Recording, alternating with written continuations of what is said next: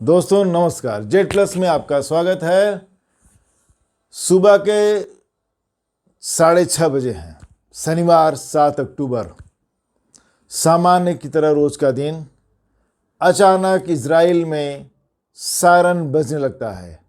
एक खौफनाक मंजर सामने आ जाता है।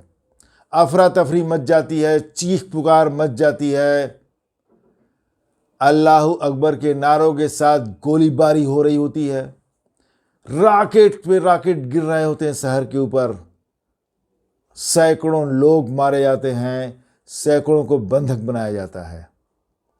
पूरा देश, पूरा विश्व एक तरह से सकते में आ जाता है। जी हाँ, हम बात कर रहे हैं इजराइल की, और इजराइल पर इस खतरनाक हमले के पीछे की ताकत, संगठन, आतंकवादी संगठन, चाहे मिलिटेंट ऑर्गेनाइजेशन, हमास की।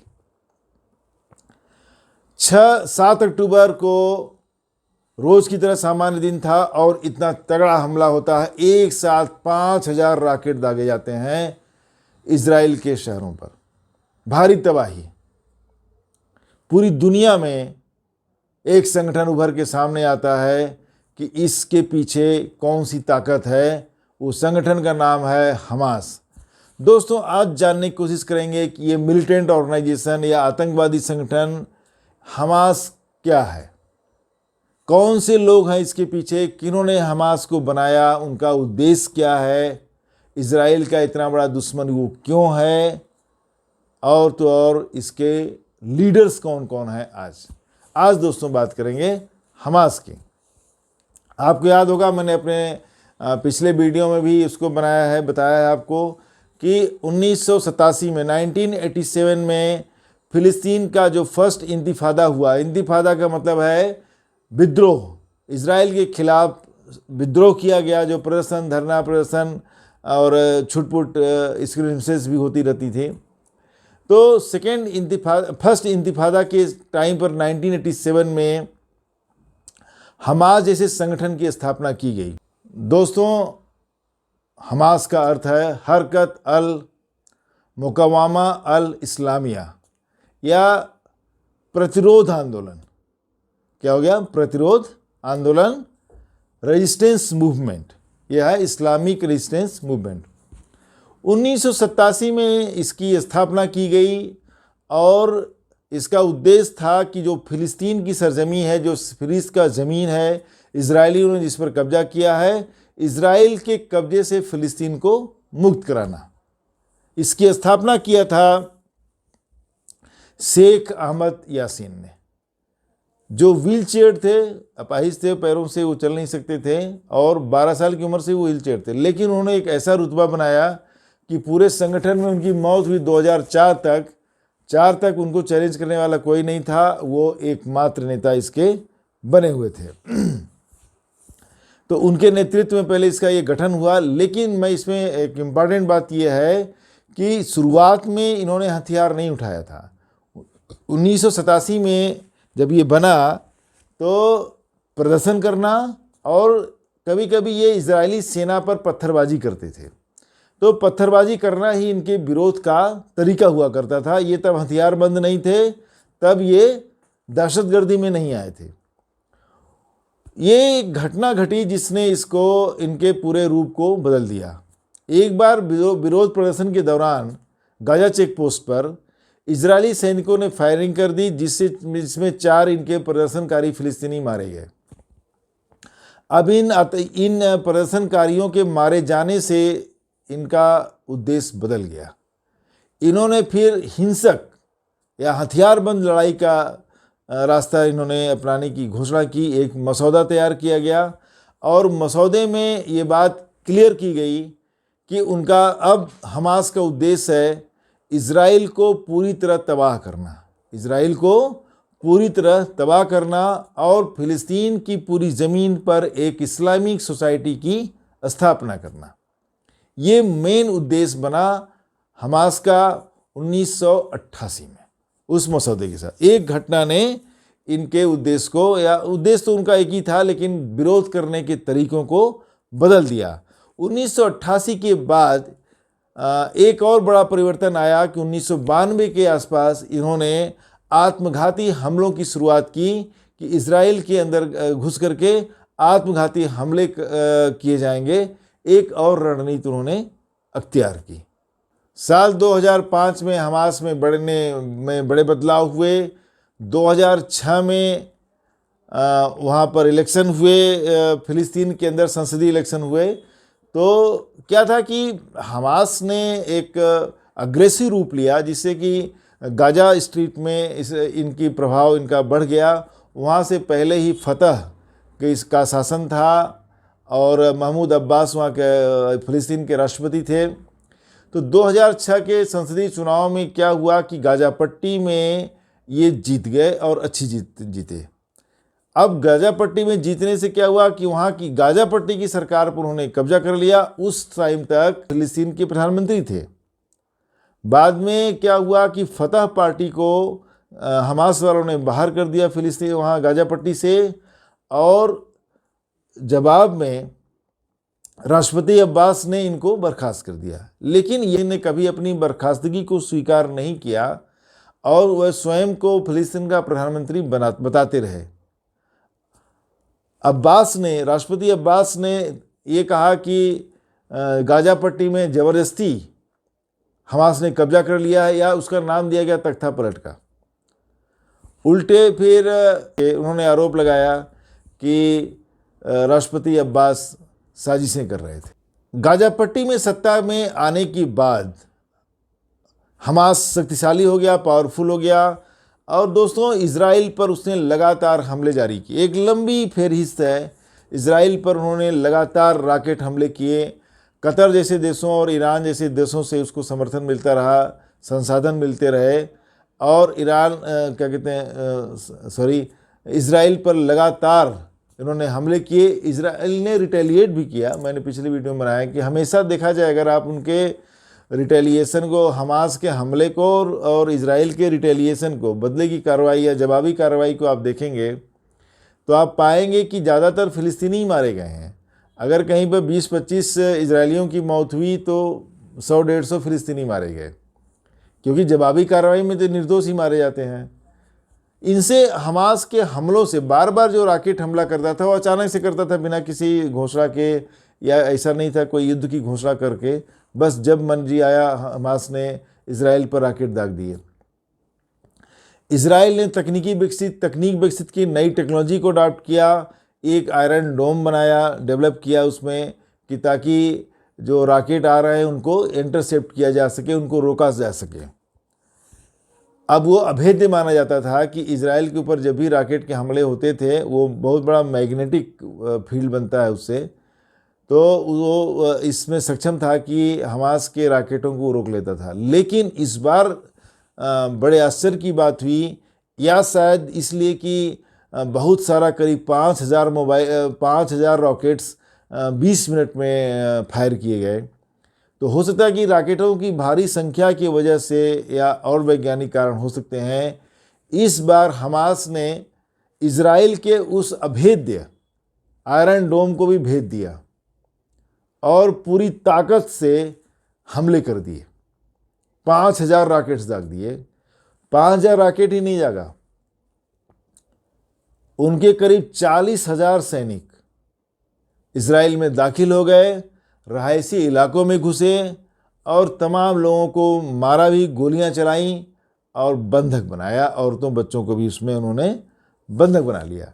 तो देखा जाए तो जो इजराइल का एक कवर था, रक्षा कवर था आयरन डोम, वो इस बार हमास के हमले में फेल हो गया। या दूसरे शब्दों में कहें कि हमास ने इस बार इजराइल के मजबूत रक्षा कवच को भेद दिया। दोस्तों, जब हिंसक कार्रवाई में हमास लिप्त हो गया तो दुनिया के तमाम देशों ने इसको आतंकवादी संगठन का दर्जा दिया, क्योंकि एक आतंकी कार्रवाई है। जो निर्दोष लोगों की हत्या करते हैं वो कहीं से भी इनको फ्रीडम फाइटर नहीं कहा जा सकता। फ्रीडम फाइटर किसी सिस्टम से लड़ते हैं, सिस्टम के लोगों से लड़ते हैं। फ्रीडम फाइटर कभी भी मासूम औरतों बच्चों पर हमले नहीं करते, निर्दोष नागरिकों पर हमले नहीं करते, बुजुर्गों पर हमले नहीं करते। वो अपने उद्देश्य के लड़ते हैं और उनका जो दुश्मन होता है वो उस पर हमले करते हैं। लेकिन हमास ने इज़राइल में एक ब्लाइंडली उन्होंने रॉकेट दागा, रहायशी इलाकों पे रॉकेट दाग रहे हैं। तो रहायशी इलाकों पे रॉकेट आप दाग रहे हैं तो इनोसेंट लोग मारे जा रहे हैं। फिर जवाबी कार्रवाई में इज़राइल भी रॉकेट दागता है तो फिलिस्तीन के लोग मरते हैं। तो दोनों तरफ इनोसेंट ही मरते हैं। तो फ्रीडम फाइटर का नाम नहीं दिया जा सकता कि ये फ्रीडम फाइटर हैं। इससे दुनिया के तमाम देश इसको आतंकवादी संगठन मानते हैं और घोषित भी कर दिया। ब्रिटेन ने भी, America, Canada, European union, Japan जैसे देशों ने इसको आतंकवादी देश घोषित किया हुआ है। वहीं पर चीन जैसे देश, चीन, टर्की, इजिप्ट और तमाम दूसरे देश हैं, उन्होंने इसको, नॉर्वे भी उसमें हालांकि शामिल है, अभी आतंकवादी देश को मानने को तैयार नहीं है। बहुत सारे जो इस्लामिक कंट्रीज हैं वो तो कोई नहीं है उसमें, और कुछ और भी देश हैं जो इसको आतंकवादी नहीं मानती हैं। हमास की ताकत कितनी है ये एक चर्चा का विषय है। अचानक इजराइल पर 5000 रॉकेट दाग करके हमास ने पूरी दुनिया को सख्ते में डाल दिया। अब ये चर्चा लाजमी है कि इसकी ताकत कितनी है, कितना ताकतवर है ये। तो ऐसा जो मीडिया रिपोर्ट्स में आ रहा है, जो ऐसा कहा जा रहा है कि इसके पास करीब 50,000 लड़ाके हैं, फाइटर्स हैं। 50,000 फाइटर्स के लिए, सोल्जर कहना उचित नहीं होगा, 50,000 फाइटर्स हैं और सभी वेल ट्रेंड हैं। उनको सभी को प्रॉपर ट्रेनिंग दी गई है। और उनको ट्रेनिंग सिर्फ इस बात में नहीं दी गई है कि वो जो मिलिट्री ट्रेनिंग दी जाती है, जो नॉर्मल ट्रेनिंग दी जाती है, उनको इस तरह की भी ट्रेनिंग दी जाती है कि ज़्यादा से ज़्यादा इजराइल का नुकसान हो सके, ज़्यादा से ज़्यादा नुकसान हो सके। अब बात फिर आती है वहीं पर कि इसकी ताकत में इतना इजाफा, इतना बढ़ोतरी कैसे हुआ है कि जिस आयरन डोम को अभेद्य माना जाता था, अभेद्य, उस आयरन डोम को उन्होंने फेल कर दिया और 20 मिनट में ही 5000 रॉकेट दाग दिए। 20 मिनट में 5000 रॉकेट दाग करके पूरी इजरायली का जो सुरक्षा कवर था इजराइल का, उसको उन्होंने एकदम से बिल्कुल चौपट कर दिया, ध्वस्त कर दिया। इजराइल को कितनी बार सोचना पड़ेगा अपने रक्षा कवच के बारे में, सारा सिस्टम उनका फेल कर दिया। इनको कहा जाता है anti tank missile, anti tank उनके सिस्टम में भी हैं। और दूसरी बात है कि इनके लड़ाकों को बेहतर हथियार चलाने की ट्रेनिंग दी जाती है, ताकत तो वही है। कतर और ईरान जैसे देशों से इनको काफ़ी सहायता मिलती है। कहा तो ये जाता है कि कतर ने अकेले ही करीब $2 अरब से ज़्यादा हमास को मदद दी है। दोस्तों, आइए जानते हैं कि हमास के लीडर्स कौन कौन हैं, कौन लोग हैं जो इस ऑर्गेनाइजेशन को, इस संगठन को, ये मिलिटेंट ग्रुप को चला रहे हैं। इस्माइल हानिया इसका मेन लीडर है। यह जो है पूरे हमास का संचालन इस टाइम पर इसके हाथ में है। यह इजराइल की जेलों में रह चुका है। 2006 में जब गाजा पट्टी में चुनाव, फिलिस्तीन में चुनाव हुए संसदीय के, और गाजा पट्टी में जब हमास चुनाव जीत गया तो हमास ने पहले से काबिज फतह पार्टी को वहाँ से बाहर निकाल दिया। इसके पहले इसे फिलिस्तीन का प्रधानमंत्री नियुक्त किया गया था। महमूद अब्बास जो राष्ट्रपति थे, जब इसने फतह पार्टी के लोगों से मारपीट और उनको हिंसा के माध्यम से गाजा पट्टी से बाहर निकाल दिया गया, तो राष्ट्रपति, फिलिस्तीन के राष्ट्रपति ने इसको प्रधानमंत्री से बर्खास्त कर दिया, इसको डिसमिस कर दिया। लेकिन इसने अपनी बर्खास्तगी को स्वीकार नहीं किया। ये स्वयं को हमेशा ये फिलिस्तीन का प्रधानमंत्री बोलता रहा। बाद में जो है ये वहाँ का पॉलिटिकल हेड बन गया, जो हमास का पॉलिटिकल हेड बना, पॉलिटिकल ब्यूरो का ये हेड बन गया। ये एक ज़बरदस्त और ख़तरनाक मिलिटेंट है हमास का, जो मेन लीडर है। कतर में रह करके ये ऑपरेट करता है। दोस्तों, हमास का दूसरा बड़ा लीडर है याह्या सिनवार। 1962 में पैदा हुआ सिनवार गाजा पट्टी में हमास का एक बड़ा लीडर है। इसने हमास का इंटरनल सिक्योरिटी ग्रुप बनाया और ये बहुत सारे चीज़ों को देखभाल करता है। इसका इंटरनल सिक्योरिटी ग्रुप माजद नाम से भी जाना जाता है। इसका मेन काम है इंटरनल सिक्योरिटी, गाजा में इंटरनल सिक्योरिटी को देखना।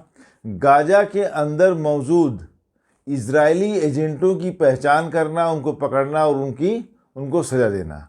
और दूसरा एक बड़ा काम है इसका तीसरा कि यह जो इजरायली सिक्योरिटी एजेंसीज हैं और इजरायली खुफिया एजेंसी है मोसाद, उसके अधिकारियों को ट्रैक डाउन करना, ये भी इसका एक मेन काम है।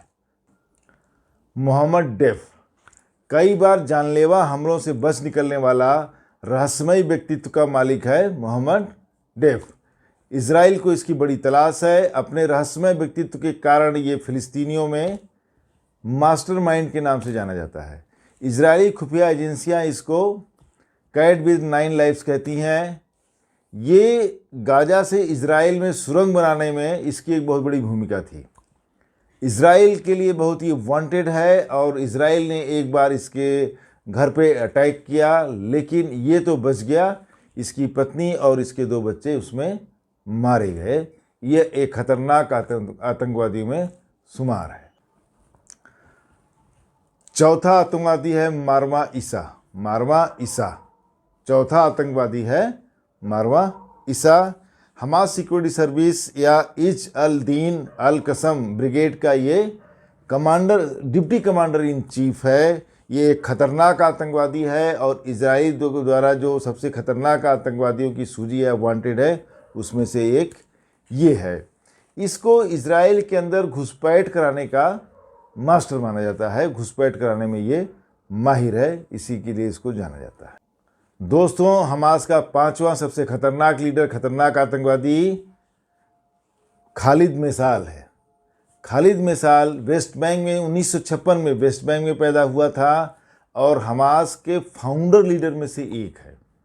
इस खतरनाक आतंकवादी को मारने के लिए इजराइल के प्रधानमंत्री नेतन्याहू ने खुद स्पेशल निर्देश दिया था और उनके निर्देश पर इजरायली खुफिया एजेंसी के मोसाद के 2 एजेंट फर्जी पासपोर्ट पर, उस टाइम पर ये जॉर्डन में रह रहा था, तो जॉर्डन गए इसको मारने के लिए। वहाँ पर इसको जहरीला इंजेक्शन भी दिया, लेकिन वहाँ बात खुल गई और जॉर्डन की पुलिस ने उन 2 एजेंटों को गिरफ्तार कर लिया। जॉर्डन के शाह हुसैन के दबाव पर अमेरिका के राष्ट्रपति ने, उस टाइम पर बिल क्लिंटन थे, उन्होंने इजराइल के प्रधानमंत्री से बात की नेतन्याहू से और उस जहरीला जो उसको इंजेक्शन लगाया गया था उसका एंटीडोट का फार्मूला उन्होंने हासिल किया कि उसका एंटीडोट क्या है, और तब इसकी जान बचाई जा सकी। आजकल अभी ये कतर में रहता है और हमास के पॉलिटिकल विंग का हेड है, मुखिया है। छठा सबसे बड़ा हमास लीडर है महमूद जहर। ये गाजा में पैदा हुआ था और वहाँ के महत्वपूर्ण लीडर्स में से, इम्पोर्टेंट लीडर्स में से एक है और वहाँ की राजनीतिक शाखा का सदस्य है। जब 2006 में गाजा में हमास की सरकार बनी, ये विदेश मंत्रालय का काम देखता था। इजराइल की जेलों में रह चुका यह खतरनाक आतंकवादी है। इजराइल की जेलों में रह चुका है खतरनाक आतंकवादी। इसको इजराइल ने मारने के लिए इसके घर पर सीधे बम गिराया, लेकिन ये बच निकला। इसका बड़ा बेटा उसमें मारा गया। ये एक खतरनाक आतंकवादी है जो गाजा में रह कर के ही ऑपरेट करता है और हमास के काम को देखता है। ये कहानी रही, ये स्टोरी हमास के आतंकवादी गतिविधियों की, कैसे हमास का अभ्युदय हुआ, कैसे हमास का गठन हुआ और आज 1987 से लेकर के आज करके वो इतना शक्तिशाली, 36 सालों में एक शक्तिशाली संगठन बन चुका है जो इजराइल से सीधी टक्कर ले रहा है। आज भी इजराइल ने बहुत हमले कर रखे हैं और कर रहा है गाजा पट्टी में, लेकिन हमास जवाब भी दे रहा है। ऐसा नहीं कि हमास चुपचाप बैठ गया, अभी भी इजराइल को उतना तो नहीं कर रहा है, लेकिन बीच बीच में रुक रुक के वो रॉकेट दाग रहा है।